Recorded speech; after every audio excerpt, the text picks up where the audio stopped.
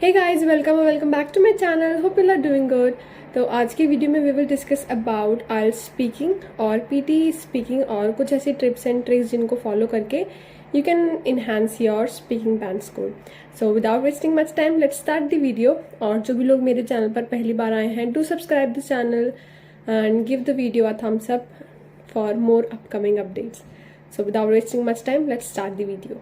तो आइल्स की स्पीकिंग के लिए जो पॉइंट नंबर 1 है दैट इज़ कॉन्फिडेंस, कि आपको बहुत ज़्यादा कॉन्फिडेंट होकर जाना है और अपनी स्पीकिंग देनी है। क्योंकि अगर आप कॉन्फिडेंट ही नहीं होंगे तो आप फंबल करेंगे कुछ भी बोलने में। तो इससे बेटर कि आप कॉन्फिडेंट रहें, जो आपको बोलना है स्ट्रेट फॉरवर्ड आप आंसर दो, तो उसमें कोई प्रॉब्लम नहीं होगी। इसलिए confidence is the very basic step in IELTS speaking. और पीटी में तो जो भी सेंटेंसेस वगैरह हैं वो आपको रीड आउट करने होते हैं, तो वो 1-to-1 एग्जामिनर के साथ तो नहीं होता। लेकिन आइल्स में ये 1-to-1 एग्जामिनर के साथ होता है, तो फिर आपको सामने वाले को लगे कि हाँ, बच्चा इज़ इनफ कॉन्फिडेंट कि अपनी स्पीकिंग दे पाए। तो कॉन्फिडेंस इज़ वेरी इंपॉर्टेंट। आपने इनफ कॉन्फिडेंस अपने अंदर रख लिया, मतलब यू आर इनफ कॉन्फिडेंट, आपके पास कॉन्फिडेंट है, तो उसकी प्रिपरेशन के लिए मैं आपको बताती हूँ।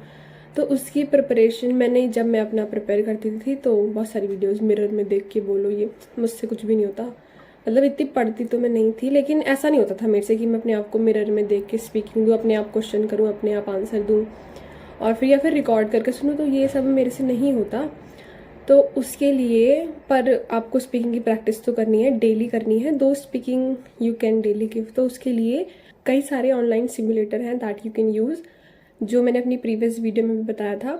तो आप उन ऑनलाइन सिमुलेटर का यूज़ करो, क्योंकि उसमें डेली अपडेटेड टॉपिक्स आते हैं और जो भी क्यू कार्ड होता है वो पूरा फ्लो में चलता है। पहले आपका पार्ट 1 होगा, पार्ट 2 होगा और पार्ट 3 होगा। तो उसमें क्वेश्चन आएगा, आपको सुनकर अपने आप से आंसर देना है, क्योंकि कोई भी क्वेश्चन आ सकता है। लेकिन अगर आप खुद से स्पीकिंग दोगे तो पता क्या होगा कि आप खुद को जो आंसर आता होगा ना वही करोगे। मैं तो ऐसी करती थी, जो आता है वही स्पीकिंग लेती थी अपनी खुद से। तो इससे बेटर कि सिमुलेटर को यूज़ करो, क्योंकि हमें पास भी तो होना है, थोड़ा पढ़ ही लेते हैं। तो इससे ऑनलाइन सिमुलेटर को यूज़ करो, उसमें आपको अलग अलग क्वेश्चंस देगा और उन्हीं क्वेश्चंस की आप आंसर करोगे। फिर पार्ट 3 के लिए भी वो एग्जैक्ट टाइमिंग भी देता है, तो उसमें भले ही आप क्वेश्चन किसी और ने दिया, आप अपना आंसर रिकॉर्ड करके सुन सकते हो, वो चीज़ भले ही आप कर सकते हो। पर खुद से मिरर में रिकॉर्ड करना या फिर मिरर में देख के अपनी स्पीकिंग देना, अपनी बॉडी लैंग्वेज देखना, ये सब तो मेरे से नहीं हुआ। आप वैसे ट्राई कर सकते हो अगर इफ़ यू कैन, लेकिन मैं तो आलसी हूँ। जब आप अपनी स्पीकिंग सिमुलेटर को दे देते हो, उसके बाद आपका पूरा टेक्स्ट भी लिखाता है कि आपने क्या बोला। तो मेक श्योर कि आपने जो जो बोला है वो सिमुलेटर को समझ आया है। ये पीटी में भी काफ़ी आपकी हेल्प करेगा, क्योंकि जो आप बोल रहे हो वो कंप्यूटर समझ पा रहा है या नहीं। तो जैसे कि मैंने कुछ भी सेंटेंस बोला, अगर वो सेंटेंस उसमें आधा लिखा रहा है या कुछ जो मैंने बोला उसका कुछ दूसरा वर्ड लिखा रहा है, तो इसका मतलब आपको अपनी प्रोनाउंसिएशन पर थोड़ा काम करना है कि मतलब जो एआई है वो आपकी लैंग्वेज को समझ पाए, आपके वर्ड्स को समझ पाए। तो इससे पीटी में भी आपकी हेल्प होगी। और जो आप रिपीटेड वर्ड्स बोलेंगे, मतलब जो वर्ड आपने कंटिन्यूसली रिपीट करे होंगे, वो उन वर्ड्स को अंडरलाइन भी करेगा। और ये जो ऑनलाइन सिमुलेटर है, इसकी लिंक मैं डिस्क्रिप्शन में प्रोवाइड कर दूंगी। उसके बाद जो आप बहुत सारे रिपीटेड वर्ड्स बोलते हैं, मतलब जो वर्ड आप बहुत ज़्यादा हर सेंटेंस में रिपीट कर रहे हैं, तो आपको उनके सिनोनिम्स लर्न करने हैं, जिससे कि आप एक बार वो वर्ड बोलो, अगली बार उसका सिनोनिम यूज़ करो, क्योंकि कंटिन्यूसली वो वर्ड यूज़ करेंगे तो उससे रिपीटेड वर्ड्स हमें नहीं बोलने होते स्पीकिंग में इतने ज़्यादा। तो फिर इससे बेटर है कि आपको पता चल जाएगा कि आपको कौन से वर्ड्स के सिनोनिम यूज़ करने हैं और कौन से वर्ड्स के आपको सिनोनिम लर्न करने हैं। तो फिर आप उनके सिनोनिम्स लर्न करो और उनके सिनोनिम को यूज़ करके देखो अपनी स्पीकिंग में। तो मैंने क्या किया था, जैसे कि कुछ कॉमन टॉपिक होते हैं, जैसे कि एडवर्टीज़मेंट, फ्रेंडशिप, हेल्थ, स्पोर्ट्स।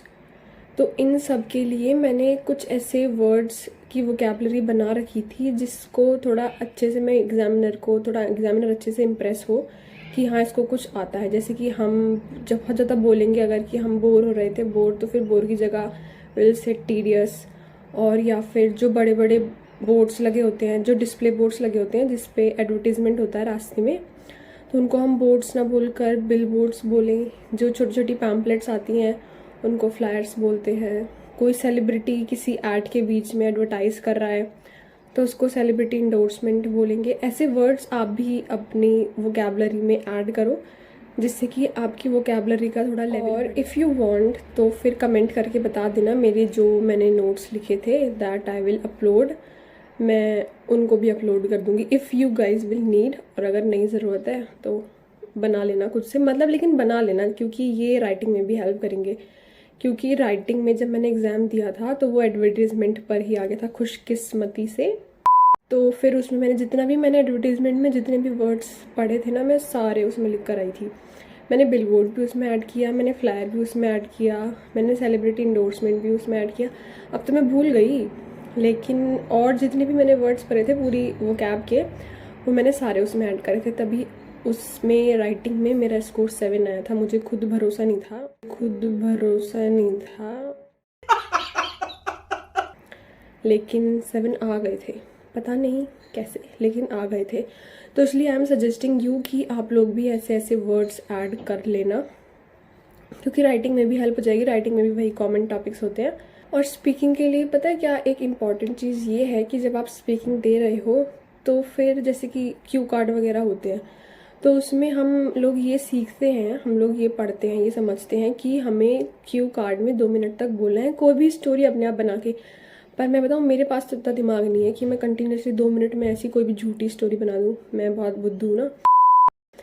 तो इससे बेटर ये है कि अगर आप स्पीकिंग में सच बोलोगे ना तो फिर you will get more and more thoughts. तो इससे बेटर कि आप स्पीकिंग में सच बोलो, और उससे रिलेटेड अगर कुछ नहीं हुआ तो चलो आपको कहानी बनानी ही है, लेकिन अगर ऐसा कुछ हुआ है तो आप उस चीज़ को याद करो, उस चीज़ को बोलो, क्योंकि तब आप कंटिन्यूसली सामने वाले इंसान से बात कर पाओगे ना। नहीं तो सोचना पड़ जाता है, और सोचने में हमारी फ्लुएंसी की बैंड बज जाती है। तो इससे बेटर कि थोड़ा सच बोल लो और अच्छे से कहानी भी सुना लोगे, फिर तो आप 3-4 मिनट भी बता पाओगे। और एग्जामिनर को एग्जामिनर ना समझ के अपना फ्रेंड समझोगे, फिर तो मतलब कंटिन्यूसली पूरी कहानी सुना ही पाओगे। और पार्ट 3 में भी सच बोल बोल के और अपनी कहानियाँ सुना सुना के और फ्रेंड समझ के, तो कंटिन्यूसली फ्लुएंट और अच्छी प्रोनाउंसिएशन के साथ और कॉन्फिडेंस के साथ आप पूरी स्पीकिंग दे पाओगे। तो इसलिए डरने की कोई बात नहीं। और कंटिन्यूसली कॉन्फिडेंस से, जैसे कि सामने वाला इंसान क्या ही करेगा, कम स्कोर ही तो दे सकता है, इससे ज़्यादा कुछ नहीं कर सकता। कम स्कोर तो अगर स्पीकिंग अच्छी नहीं है तब भी देगा। तो इससे बेटर उसको अपना फ्रेंड समझ के कंटिन्यूसली सारी बातें अच्छे से बताओ। वो कुछ हमें मारने वाले थोड़ी हैं। तो इसलिए कॉन्फिडेंट होकर और उसको अपना फ्रेंड समझकर बस बोलते जाओ। तो फ्लुएंसी से ही फ़र्क पड़ता है। प्रोनाउंसिएशन अपनी ठीक कर लेना, वोकैबुलरी थोड़ी बढ़ा लेना, और नोट चाहिए हो तो मुझे बता देना। तो हाँ, बस ये दिस वाज ऑल। और बाकी तो पीटी में तो क्या ही बताऊँ, पर पीटी ईजी है। पीटी की स्पीकिंग भी ईजी है, क्योंकि रीडिंग स्पीकिंग सब हो जाती है। तो वो तो आपकी चॉइस है, आपको जो करना है। मैं बस स्पीकिंग के लिए थोड़ी सी बता रही थी कि थोड़ी आपकी जिससे हेल्प हो जाए। So this was all about today's video. और अगर वीडियो अच्छी लगी हो तो चैनल को लाइक कर देना। नहीं, चैनल को लाइक कर देना, कट कर देना प्लीज़। और अगर वीडियो अच्छी लगी हो तो चैनल को सब्सक्राइब कर देना, वीडियो को लाइक कर देना। और अब मिलते हैं अपनी नेक्स्ट वीडियो में। और अगर आपको कुछ स्पेसिफिक टॉपिक पर वीडियो चाहिए तो वो भी कमेंट करके बता देना, क्योंकि मुझे कुछ टॉपिक ही नहीं मिलता है। तो अब बाय, मिलते हैं अपनी नेक्स्ट वीडियो में। Till then bye.